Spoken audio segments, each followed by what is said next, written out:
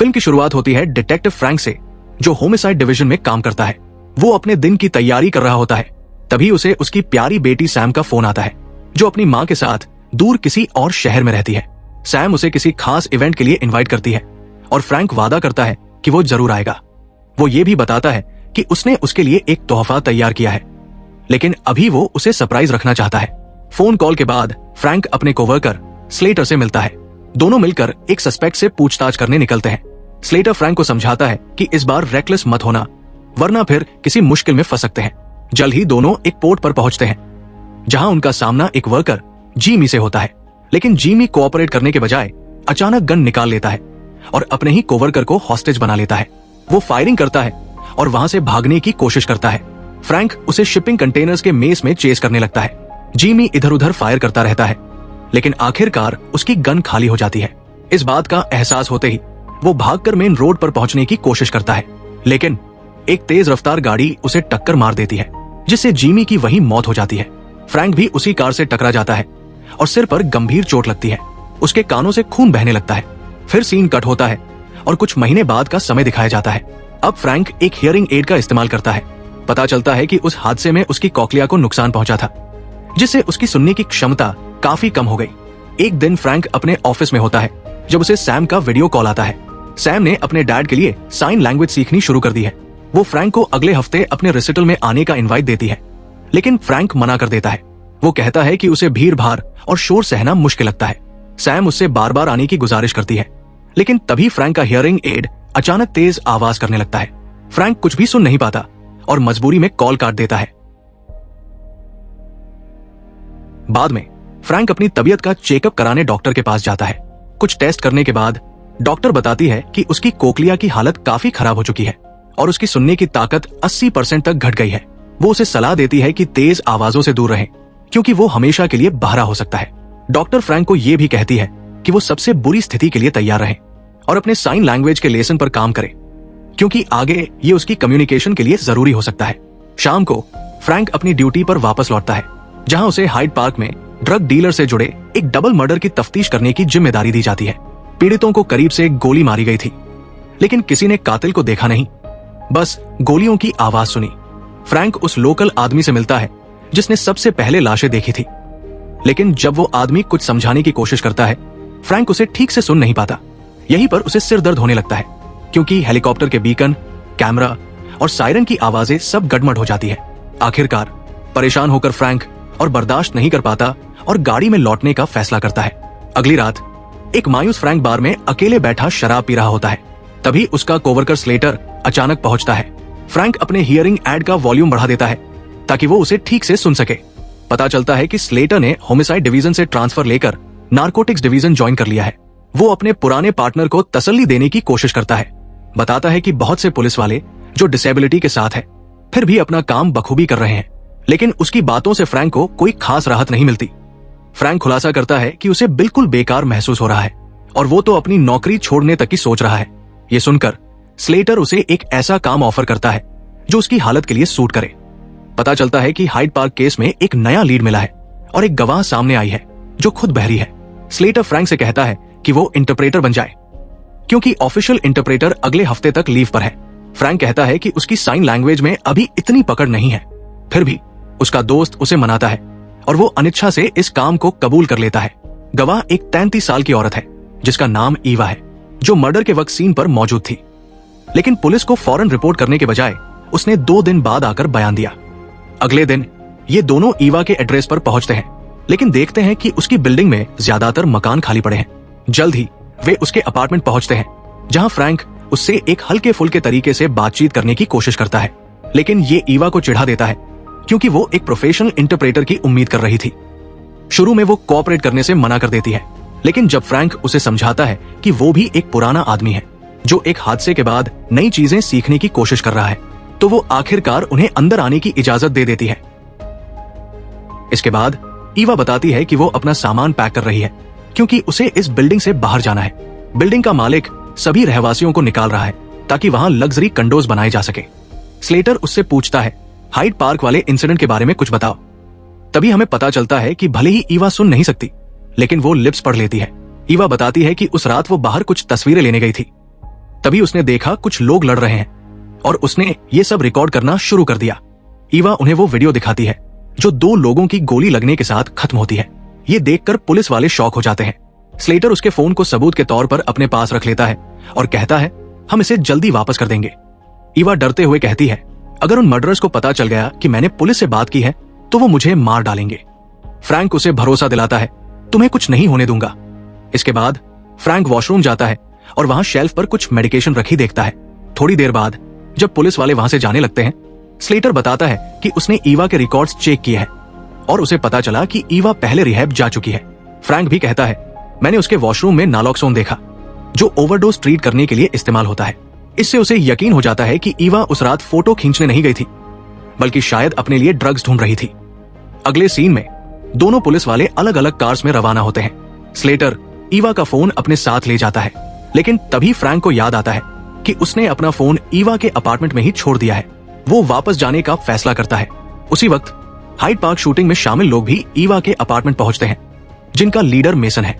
Mason अपने guard को नीचे ग्राउंड फ्लोर पर तैनात कर देता है और खुद अपने आदमियों के साथ ऊपर चला जाता है। थोड़ी देर बाद फ्रैंक अपार्टमेंट लौटता है और ईवा के दरवाजे पर एक आदमी को पहरा देते हुए देखता है। ये देखकर उसे कुछ अजीब लगता है, लेकिन वो शांत रहता है और उस आदमी के पास से कूल होकर निकल जाता है। फ्रैंक फिर इमरजेंसी सीढ़ियों से ऊपर चढ़ता है और ईवा की विंडो के पास चुपचाप पहुंचता है। अंदर वो देखता है कि मेसन ईवा से सवाल जवाब कर रहा है। डरी हुई ईवा एक कागज पर कुछ लिखती है और उनसे मिन्नत करती है कि उसे मत मारो।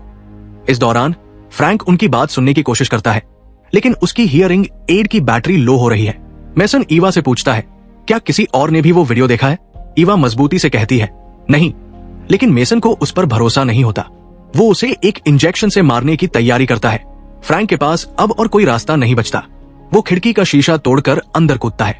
वो मेसन और उसके आदमी एंजल से बंदूकें छीन लेता है और उन्हें धमकी देता है कि अगर उन्होंने साथ नहीं दिया तो जान से मार देगा। अचानक मेसन का एक और साथी कमरे में बंदूक लिए हुए घुस आता है और इसी के साथ फायरिंग शुरू हो जाती है। इस हंगामे में फ्रैंक से गलती से एंजल को गोली लग जाती है। इस अफरा तफरी का फायदा उठाकर फ्रैंक और ईवा भागने में कामयाब हो जाते हैं। मेसन गुस्से से बौखला जाता है और अपने आदमियों को हुक्म देता है कि पूरे बिल्डिंग को घेर लो ताकि फ्रैंक और ईवा बाहर न निकल सके। इस बीच फ्रैंक और ईवा एक खाली अपार्टमेंट में छुप जाते हैं। ईवा हैरान होकर सोचती है कि ये लोग उसे ढूंढ कैसे पाए और वो लोग उसी वक्त क्यों आए जब उसने पुलिस को वो वीडियो दिया। ये सुनकर फ्रैंक को समझ आता है कि पुलिस फोर्स में कोई खबरी है जिसने उनकी जानकारी लीक की है। वो ईवा पर इल्जाम लगाता है कि वो उस रात फोटो खींचने नहीं बल्कि ड्रग्स खरीदने गई थी, लेकिन ईवा सफाई देती है कि उसने ड्रग्स लेना कब का छोड़ दिया है और ये सब उसके पुराने दिन थे। वो बताती है कि उस रात वो अपनी फोटोग्राफी की सफलता का जश्न मनाने गई थी क्योंकि एक गैलरी ने उसकी तस्वीरें डिस्प्ले करने की बात की थी। ईवा ये भी मानती है कि उसने घटना के 2 दिन बाद रिपोर्ट इसलिए की क्योंकि वो डरी हुई थी और मरने वालों में से एक उसका पुराना ड्रग डीलर था। फ्रैंक फैसला करता है कि वो कुछ देर के लिए बाहर जाएगा, शायद किसी निवासी से फोन मिल सके ताकि पुलिस को कॉल कर सके। फ्रैंक के जाते ही ईवा मदद के लिए बिल्डिंग के सामने वाले अपार्टमेंट में रहने वाले किसी शख्स को इशारे करने लगती है, मगर उसकी कोशिश नाकाम होती है। कोई उसे नोटिस नहीं करता। तभी उसकी नजर नीचे पार्किंग में खड़ी एक पुलिस कार पर जाती है। उसे लगता है कि अब मदद आ गई, लेकिन उसकी उम्मीदें चकनाचूर हो जाती है जब वो देखती है कि वो पुलिस वाले असल में गैंगस्टर्स के साथ मिले हुए हैं और उनकी मदद के लिए आए हैं। उधर एक मेडिकल स्टाफ एंजल की मदद के लिए पहुंचता है और उसकी चोट पर इलाज शुरू करता है। मेसन भी मदद कर रहा होता है, लेकिन तभी उसकी नजर फ्रैंक के फोन पर पड़ती है और वो हैरान रह जाता है। मेसन तुरंत अपने आदमियों को आगाह करता है कि फ्रैंक के पास उसका फोन नहीं है। इसका मतलब वो किसी फोन की तलाश में है ताकि पुलिस को कॉल कर सके। मेसन अपने आदमियों और पुलिस वालों को हुक्म देता है कि बिल्डिंग का हर कमरा छान मारो। साथ ही वो 911 पर आने वाली सभी कॉल्स को इंटरसेप्ट करने और उन्हें अपने नेटवर्क पर डाइवर्ट करने का आदेश देता है। दूसरी तरफ फ्रैंक खाली हाथ वापस आता है। ईवा उसे बताती है कि पुलिस गैंगस्टर्स के साथ मिली हुई है। ये सुनकर फ्रैंक हक्का बक्का रह जाता है और समझ जाता है कि मेसन खुद एक भ्रष्ट पुलिस वाला है जो ड्रग डीलर्स के साथ मिला हुआ है। इसका मतलब मेसन उसकी हर चाल पहले से जान सकता है। जब सब कुछ खत्म होता हुआ लगता है, तभी फ्रैंक को एक आइडिया आता है और वो तुरंत एलिवेटर की तरफ दौड़ता है। इस दौरान विलेन लोग सीसीटीवी फीड्स पर नजर बनाए हुए हैं और आखिरकार ईवा और फ्रैंक को 6ठी मंजिल पर देख लेते हैं। तभी ये खुलासा होता है कि दोनों असल में एलिवेटर के अंदर इमरजेंसी इंटरकॉम ढूंढ रहे थे। फ्रैंक बेसब्री से इंटरकॉम पर मदद की गुहार लगाता है, और उनसे सिर्फ एक चीज मांगता है, डिटेक्टिव स्लेटर से संपर्क करें, जो इस हालात में उसका इकलौता भरोसेमंद आदमी है। लेकिन अफसोस, इंटरकॉम से केवल ऑटोमेटेड जवाब सुनाई देते हैं। दोनों एलिवेटर से बाहर निकलने की कोशिश करते हैं, लेकिन तभी पुलिस वाले उन पर हमला कर देते हैं, जिससे वो फिर से अंदर भागने पर मजबूर हो जाते हैं। इसी वक्त मेसन को फ्रैंक की लोकेशन का पता चल जाता है और वो एलिवेटर की तरफ बढ़ता है, जिससे अपार्टमेंट अब बिना निगरानी के रह जाता है। यहाँ फ्रैंक जल्दी से सीसीटीवी कैमरे को बंद कर देता है और कई बटन दबा देता है ताकि गैंगस्टर्स कंफ्यूज हो जाएं। आखिरकार दोनों 10वीं मंजिल पर उतरते हैं और ईवा के अपार्टमेंट में घुस जाते हैं ताकि फ्रैंक का फोन ढूंढ सके। वहां उन्हें एंजल और मेडिकल स्टाफ मिलते हैं, लेकिन मेडिकल स्टाफ मामले से पल्ला झाड़ते हुए कहती है कि ये उसके काम का हिस्सा नहीं है। एंजल तुरंत मेसन को मदद के लिए कॉल करता है, लेकिन ईवा जल्दी से उसे बेहोश कर देती है। इसके बाद दोनों एंजल का फोन छीन लेते हैं और फौरन एक दूसरे कमरे में चले जाते हैं। जैसे ही विलेन वहां पहुंचते हैं, मेसन को पता चलता है कि एंजल का फोन गायब है। गुस्से में वो फोन मिलाने की कोशिश करता है, लेकिन ईवा अपनी छुपी हुई जगह से उसके होठों की हरकत पढ़ लेती है और तुरंत फोन साइलेंट कर देती है। इस बीच फ्रैंक स्लेटर को टेक्स्ट करता है और उसे इस नंबर पर कॉल करने के लिए कहता है, लेकिन बदकिस्मती से मेसन को फोन की हल्की सी आवाज सुनाई देती है, जिससे वो अलर्ट हो जाता है। इससे दोनों फिर से भागने पर मजबूर हो जाते हैं और खिड़की से बाहर निकल जाते हैं। फ्रैंक और ईवा सीढ़ियों के रास्ते से एक दूसरे अपार्टमेंट में पहुंचते हैं ताकि वहां छुप सके। इसी दौरान उन्हें एक अनजान नंबर से वीडियो कॉल आती है और वो स्लेटर निकलता है। फ्रैंक की हियरिंग एड की बैटरी अब पूरी तरह खत्म हो चुकी है, जिससे वो कुछ भी सुन नहीं सकता। ईवा स्लेटर के होठ पढ़ने में मदद करती है। फ्रैंक उसे पूरी सिचुएशन समझाता है और स्लेटर ध्यान से सुनने के बाद वादा करता है कि वो जल्दी ही फोर्स के साथ वहां पहुंचेगा। लेकिन तभी मेसन और उसकी टीम उनकी लोकेशन का पता लगा लेते हैं और हमला करने के लिए पहुंच जाते हैं। फिर से जान बचाने के लिए दोनों खिड़की खोलते हैं और अगले कमरे में घुस जाते हैं। भागते भागते ईवा अचानक रुक जाती है और पूछती है कि विलेन को उनकी लोकेशन बार बार कैसे पता चल रही है। यही फ्रैंक को समझ आता है कि उन्हें एंजल के फोन के जरिए ट्रैक किया जा रहा है। वो फौरन फोन को अपनी शर्ट में लपेटता है और नीचे ग्राउंड फ्लोर पर फेंक देता है। भ्रष्ट पुलिस और उसके साथी नीचे दौड़ते हैं, लेकिन वहां उन्हें कुछ नहीं मिलता। उन्हें एहसास होता है कि ये सब धोखा था। इस पॉइंट पर मेसन का सब्र जवाब दे देता है। वो अपने आदमियों को हुक्म देता है कि बिल्डिंग का हर दरवाजा छान मारो और दोनों को खत्म कर दो। इस बीच फ्रैंक और ईवा एक छुपने की जगह ढूंढ लेते हैं, लेकिन जल्द ही उन्हें पता चलता है कि स्लेटर बिल्डिंग में आ गया है। असल में वो बेवकूफ अकेला ही आया है, बिना किसी बैकअप के। फ्रैंक अपने होशियार दोस्त को लेकर फिक्रमंद हो जाता है और नीचे जाकर उसकी मदद करने का फैसला करता है। थोड़ी ही देर में वो लॉबी में पहुंचते हैं, जहां स्लेटर को एक गैंगस्टर ने गन पॉइंट पर रखा हुआ है। ये देखकर फ्रैंक के पास कोई चारा नहीं बचता और वो अपनी गन सरेंडर कर देता है। लेकिन जैसे ही वो ऐसा करता है, उसका दोस्त गन उठा लेता है और उसी पर तान देता है। यहाँ एक झटका देने वाले ट्विस्ट में पता चलता है कि स्लेटर भी उसी करप्ट गैंग का हिस्सा है और पुलिस फोर्स का वो मुखबिर है जिसका जिक्र फ्रैंक पहले कर चुका था। स्लेटर गुस्से में दिखता है और फ्रैंक से पूछता है कि वो बिल्डिंग में वापस क्यों आया और हीरो बनने की कोशिश क्यों की। इसी वक्त मेसन और उसके लोग ईवा के हाथ में ड्रग्स इंजेक्ट कर देते हैं, जिससे वो बेहोश हो जाती है। पता चलता है कि उनका प्लान ईवा को ड्रग ओवरडोज देकर ऐसा दिखाने का है कि उसने खुद को नुकसान पहुंचाया।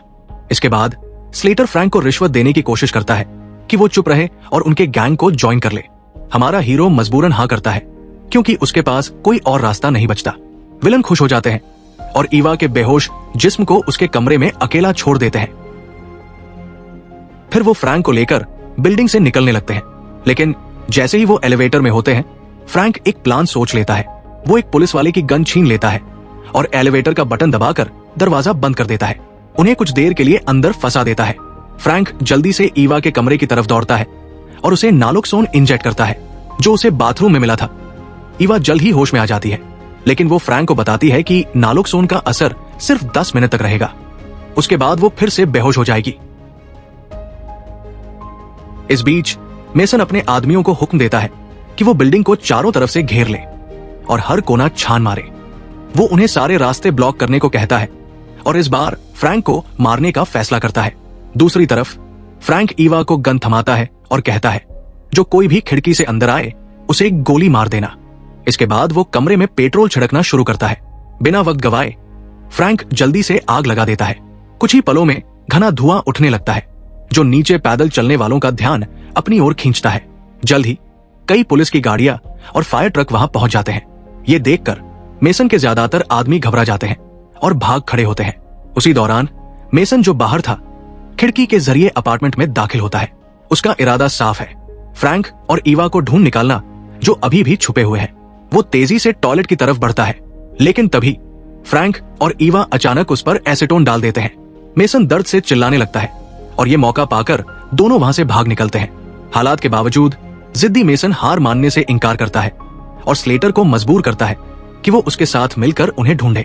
फ्रैंक और ईवा भागते हुए आखिरकार एक म्यूजिशियन के अपार्टमेंट में दाखिल हो जाते हैं, जहां उन्हें एक म्यूजिक स्टूडियो मिलता है। थोड़ी ही देर में स्लेटर और मेसन भी अपार्टमेंट में आ जाते हैं ताकि दोनों को पकड़ सके, लेकिन एसीटोन की वजह से मेसन की नजर अभी भी धुंधली है। फिर जैसे ही स्लेटर एक कमरे में दाखिल होता है, ईवा और फ्रैंक अचानक तेज मेटल म्यूजिक चला देते हैं। आवाज इतनी तेज होती है कि स्लेटर के कान के पर्दे फट जाते हैं। वो लड़खड़ाता हुआ कमरे से बाहर निकलता है और मेसन, जो ठीक से देख नहीं सकता, गलती से उसे ही गोली मार देता है। मेसन को जब अपनी गलती का एहसास होता है तो वो गुस्से से वहां से चला जाता है। थोड़ी देर बाद स्लेटर की मौत हो जाती है। उधर ईवा पर नालोक्सोन का असर खत्म हो रहा है और वो बेहोश हो जाती है। फ्रैंक उसे होश में लाने की कोशिश करता है, लेकिन तभी उसे किसी के आने का अंदेशा होता है। वो फटाफट छुप जाता है। मेसन जब वहां आता है तो ईवा को बेहोश देखकर हैरान रह जाता है, लेकिन तभी फ्रैंक पीछे से आकर उसे गिटार से बेहोश कर देता है। इसके बाद वो ईवा को गोद में उठाकर तेजी से जलती हुई बिल्डिंग से बाहर निकलता है। फ्रैंक ईवा के बेहोश शरीर को एम्बुलेंस क्रू के हवाले कर देता है। वो लोग फौरन इमरजेंसी मेथड से उसे होश में लाने की कोशिश करते हैं और फ्रैंक घबराए हुए उन्हें देखता रहता है। फिर सीन अचानक से भविष्य में कट होता है। यहाँ हम देखते हैं कि फ्रैंक आखिरकार अपनी बेटी के रेसाइटल में मौजूद है। फिल्म खत्म होने से पहले ईवा वहां आती है और फ्रैंक के पास बैठती है।